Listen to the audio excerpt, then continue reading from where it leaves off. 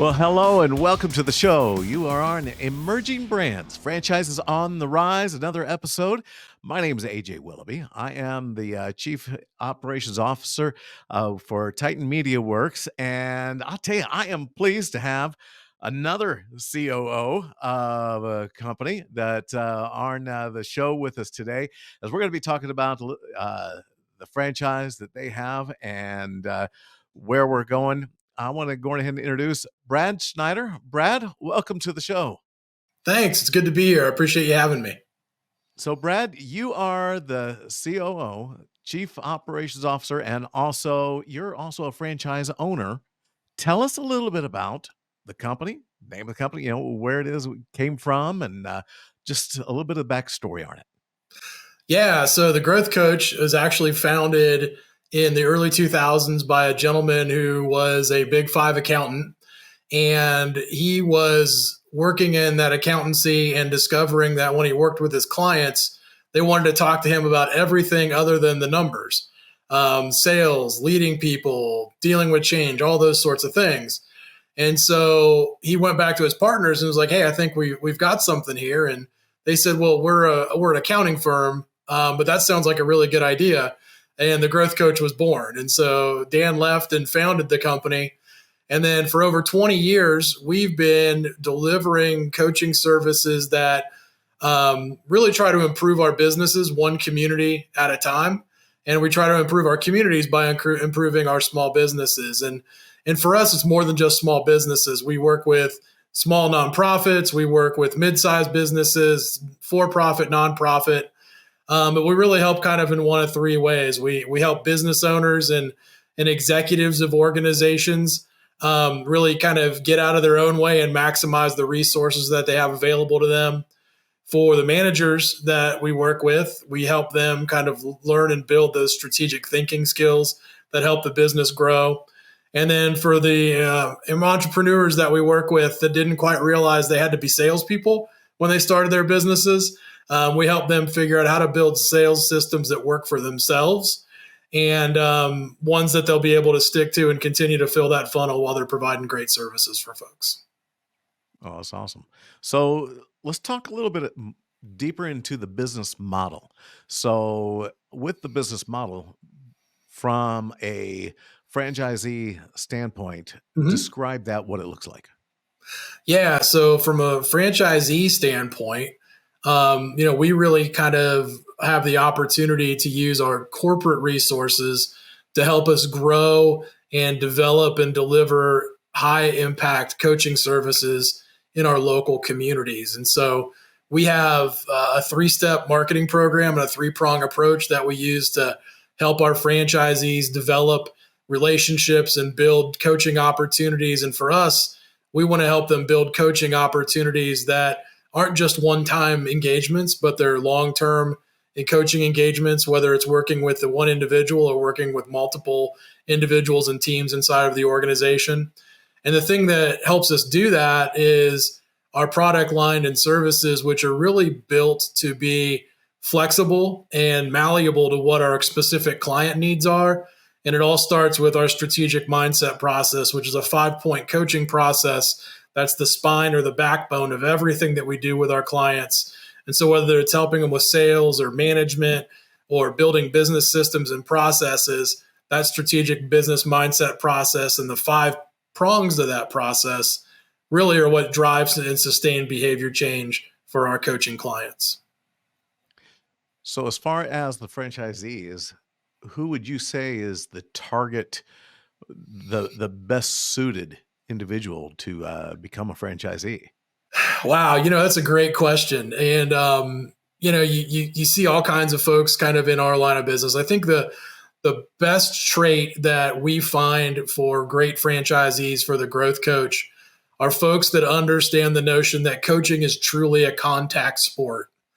And so what we mean by that is that the best coaches have contacts with their community, they have contacts with their network, and they enjoy those contacts and deepening those contacts and deepening those relationships. And so, I think one of the core strengths that resounds with all of our coaches is that they want to be involved, they want to be active, They want to continue to add value using their experience that they've gained in other places in their professional and their business lives. What we really provide them are the marketing tools to help them win that business, and then the coaching tools to help them deliver that value to their clients again and again. All right. So as far as starting the business up, so all right, so that's a little bit of the target of franchisee. So let's talk about the clientele. Yeah. Who's the target clientele? Who are they trying to reach there? So our target clientele are, sometimes people, they think they're startups, but they're really not startups. Where we really hit our stride with folks are kind of two spaces. One, where the entrepreneur has kind of gotten started and the romantic love affair of being an entrepreneur has gone away. And we typically see that landing right around the 18-month to 2 years time span, where it was kind of fun to be on your own and trying to outwork all your problems and outwork all of your challenges, but you eventually just grow tired of that if you're not effectively using the resources and the teams around you to be able to learn and grow and develop the business and evolve the business in ways to help it grow beyond what worked maybe in those startup phases. And so those folks that have kind of hit that lull or hit that little patch a little bit where they've plateaued a little bit, coming out of the gate, those are great opportunities with us with business owners. And then the other groups that we're really finding a lot of traction with right now is really on the leadership development side. And with all the turnover and challenges that have occurred in business and people having to assume new roles and learning how to adapt and help other people to adapt, there's really a strong need out there to help teach managers and leaders to think and act strategically. And that's really right in our sweet spot. So management teams that are newly formed, new managers, frontline managers, first-time managers, those kinds of folks that need to learn how to think and act strategically. We're really a great fit for those organizations that need to build those skill sets with their people. So that brings me to an interesting thing. So when I was looking at your profile on LinkedIn, one of the things that really stood out to me was your description of who you are on LinkedIn: delegation navigator and office drama eliminator. Yeah. That's quite a title. That's quite a description.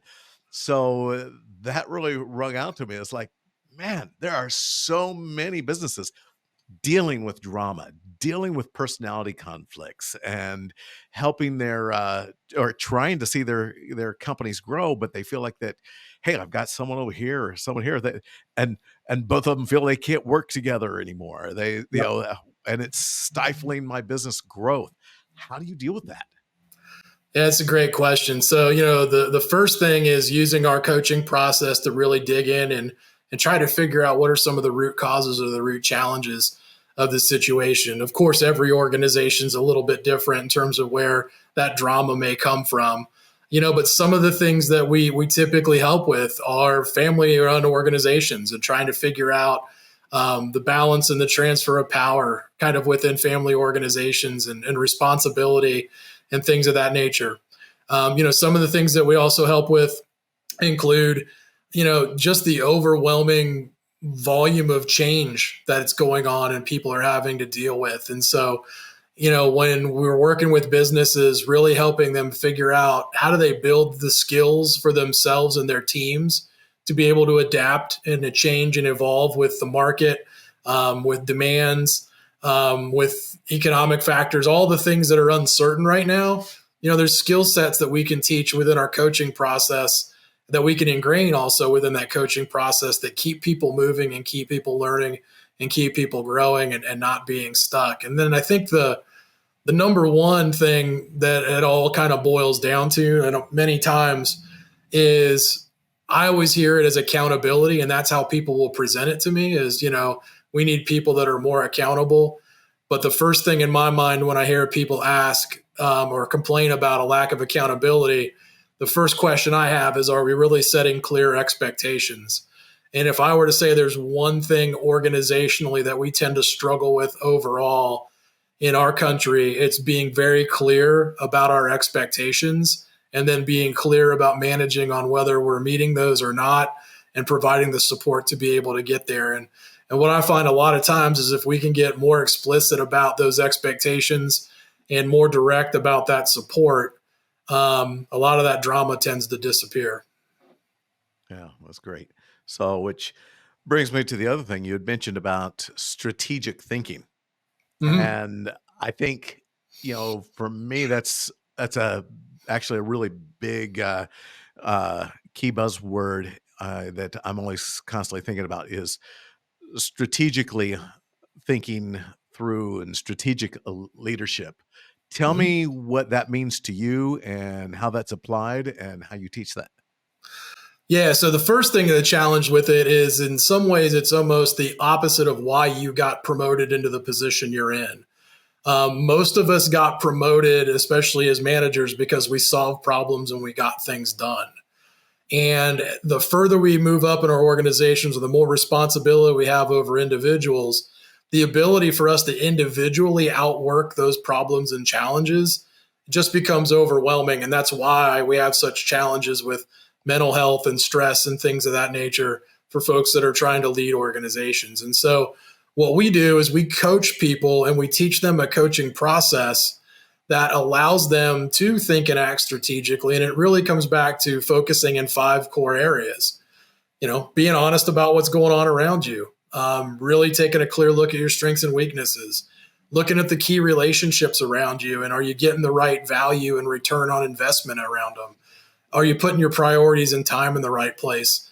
And ultimately, what are we trying to get done? And what are we trying to do in the next 90 days or half a year to get us a little bit further down the road to what that vision looks like? When we work the problem around those things, what it allows us to do is it allows us to work on the things that our customers and our clients are never going to ask us to do, but they're the most important things to grow ourselves and our business. So one of a really good example is I was talking to a client today, and he's really frustrated. Like, they have had a hard time just getting their systems and processes documented. And now that they've opened up a second store, they're running into all kinds of troubles because they're just not consistent with their service and delivery and all those things that you can imagine about having those things documented and solidified.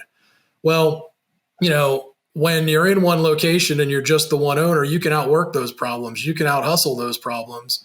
But now in this world where they've grown the business, they're not able to do that.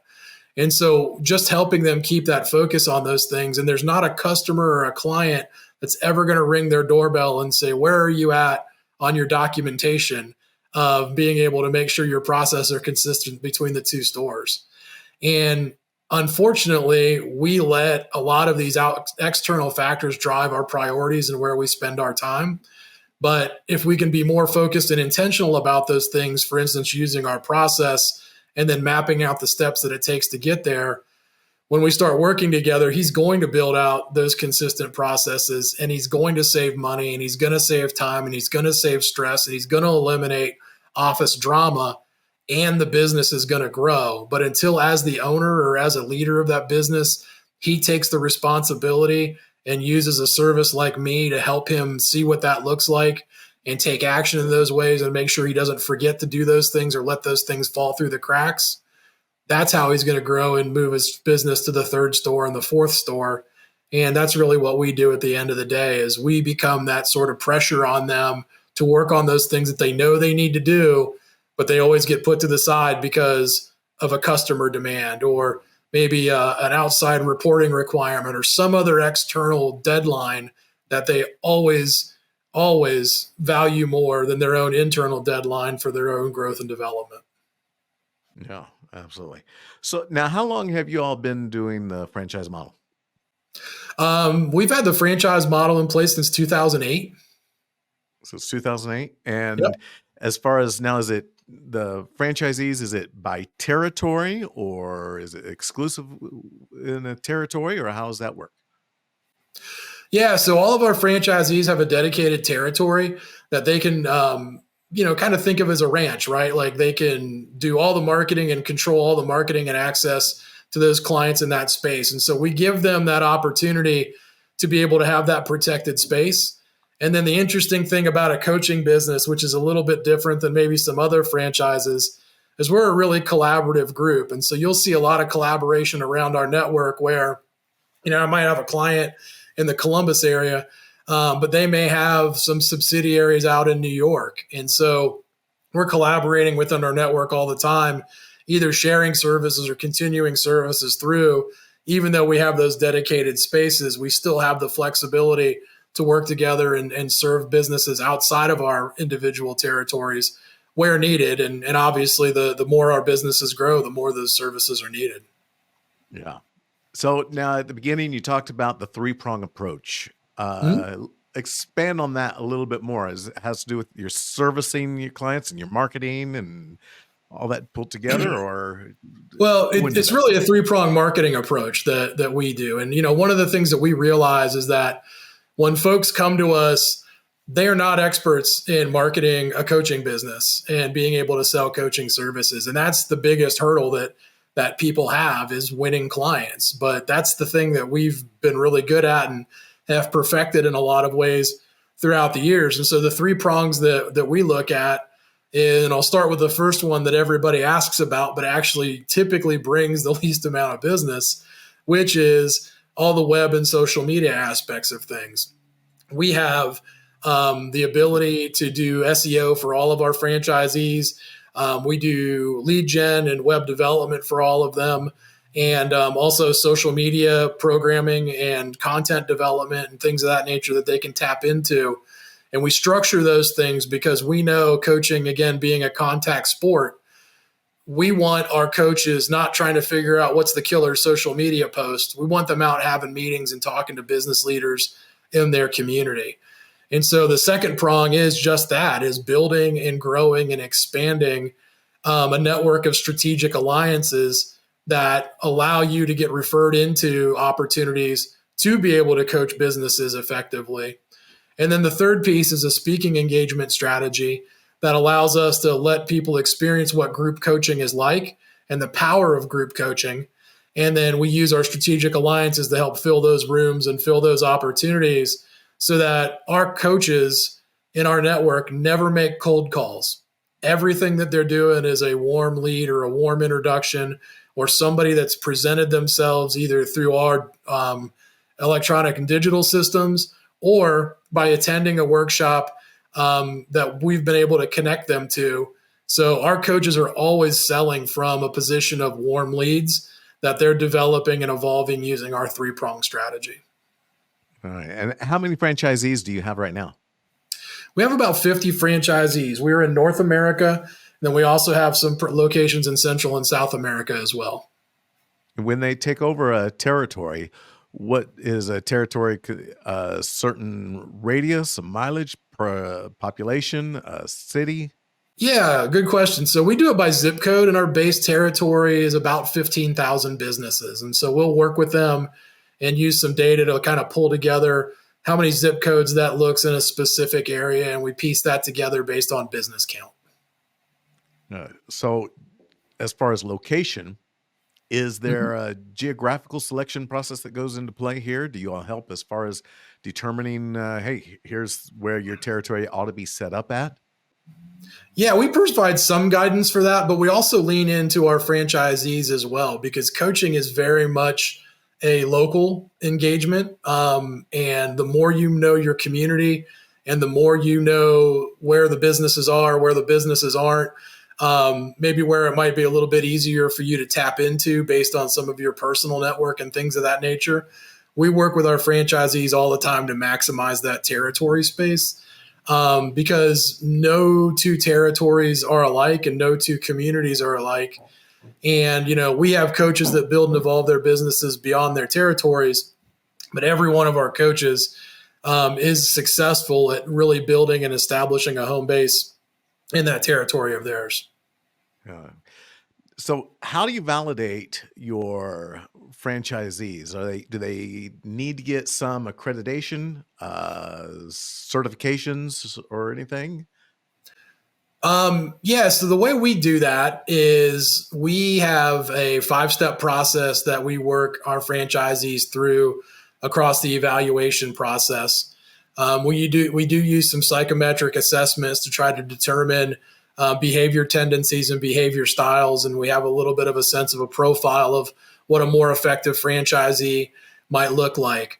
In terms of their certifications and whatnot, we don't often get a lot of people that come to us with coaching certifications. And so we actually certify them in a couple of different behavior assessments. And then we also certify them in one-on-one coaching as well as group coaching using our coaching models and our coaching processes. So it's really a total of 4 certifications for them that they're earning as they become part of us and join our franchise. So you mentioned that you have a few metrics that you kind of look at when you're going through their personality, their strengths. Mm-hmm. What would you say are some of those key metrics, key personality assets that is going to make a really strong franchisee for you all as opposed to another? Yeah, so in our space, great coaches have to have curiosity. They have to want to know about how things work and why they work, and why relationships work, and why things come together or don't come together. And then the second piece, and it kind of goes along with that, is the ability to listen. I think people that haven't been around coaching don't really understand that the best coaches don't tell people what to do. They use processes and tools to help people make those discoveries and then help them stay on track to achieve the results that they want through those discoveries. And so we're really looking for good listeners who are curious, but also are willing to be assertive, and they have to have the heart for it. If you're not willing to give tough love, if you're not willing to be that friend that looks at your client and says, like one of the examples I kind of give kind of internally to our team, like we want the candidate that's the friend that she's willing to say to her other friend, that dress doesn't look very good on you, right? Like we need somebody that's going to tell us the truth about what's going on and not be afraid to tell people the truth, because good coaches get to the truth in the heart of a matter, and good coaches help people deal with that truth and take action from there. So we've got to have people that can listen and kind of hear what the problem is, but we also need people that can use our tools and systems to help drive some changes based on those things and be willing to be that tough love coach. That makes sense. Total sense. So now as far as support, I know you mentioned you all give support. What does the support look like? Is it just back in from the business aspect, or is it a place of, hey, they've got a client, someone they're dealing with, and they're not sure how to give the best answers, and they can get advice on, hey, here's how to handle the clients, or is it all the above? Go into depth on all the support. Sure. So just from a content support, we have a combination of over 100 different coaching modules and tools that people can plug into the right situation. Again, all rooted in our strategic business mindset process, but different ways and different content we can use to sort of elicit some good thinking out of our clients to be able to help them make some choices to be able to improve their businesses and improve the work that they're doing. And so support from the content side is there. We already talked a little bit about the support from the business development side of things with our marketing strategy. So then the other thing that we do kind of in real time, like you're talking about, which I think is pretty unique. I haven't really run into another group like this in the coaching space, but every week in our network, we have one of our experienced coaches leading what we call a coaching circle.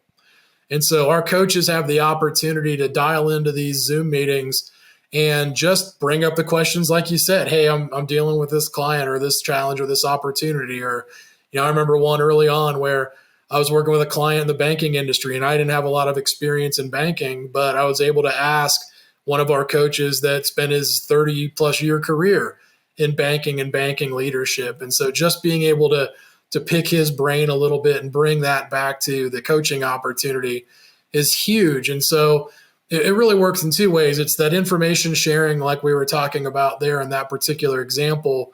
But then there's also the catharsis of being able to see people that are maybe a few miles down the road from you in terms of experience that are doing it and making it happen. And when you're trying to get started, it's awfully inspirational to hear about other folks that have been working through to build the business, and they're the folks that are doing it are right there in front of you.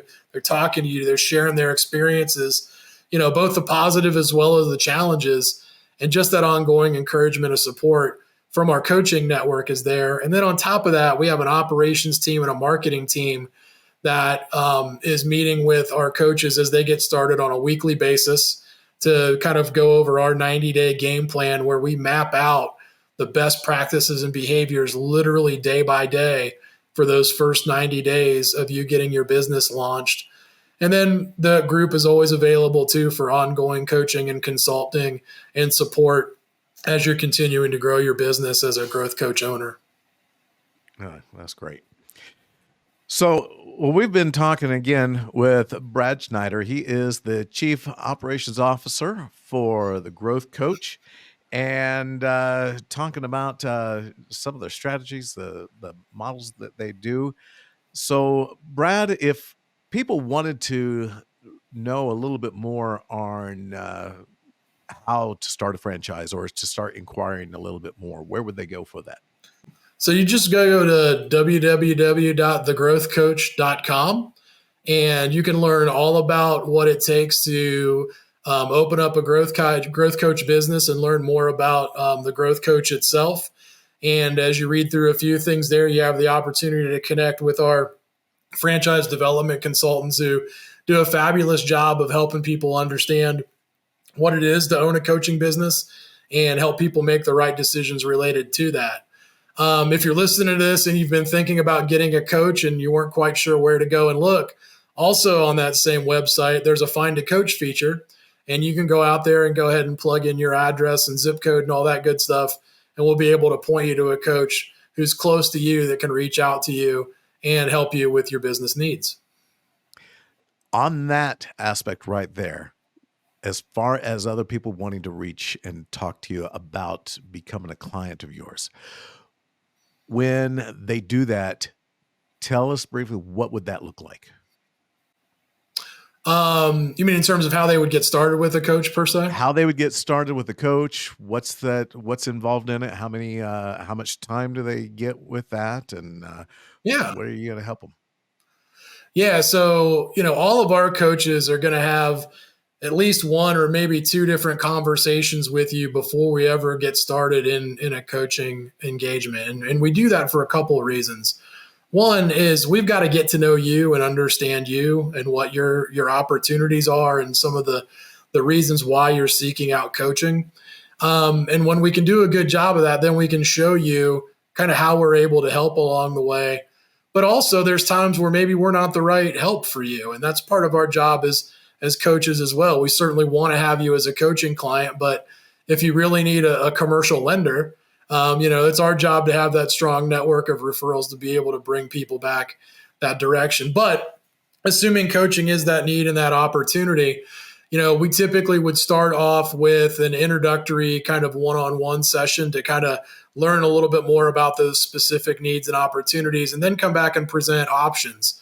Some of the typical options that could exist is we pride ourselves on doing a lot of group coaching.